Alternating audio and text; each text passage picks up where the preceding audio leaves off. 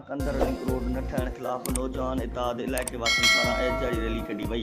Rally शहर जे ठारूशाह चौक ते पहुती, जिते मुज़ाहिरो कयो वियो। उन मौक़े ते गमगीन सियाल ज़फ़र कोसो, मौलाना मोहम्मद रमज़ान ख़ासकेली ऐं ॿियनि चयो त कंदर लिंक रोड वॾी आबादी वारो आहे, पर हीउ रोड चूंडियल नुमाइंदनि खां विसरी वियो आहे, जंहिं करे रोड खे न पियो ठाहिरायो वञे।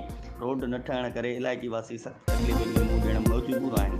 हिननि चयो त रोड न पियो ठाहिरायो वञे, मुरीज़ बि वक़्त सर पहुची नथा सघनि। हिन मुतालबो कयो त कंदर रोड ठाहिराए इलाइक़े वासियुनि खे तकलीफ़ुनि खां बचाए वञे। जी माचिस का टैक्स तवायो न सोचो जे करे त पीपल्स पार्टी न ना हो तो पतो है रोड न मिले।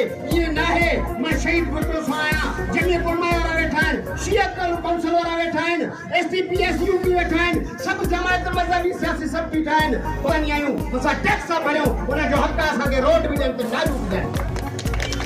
असा जो उन ते हक जे करे न दीदा तो याद रखियो सुजाग थो इन जी हुकूमत खाड़ा फसायो।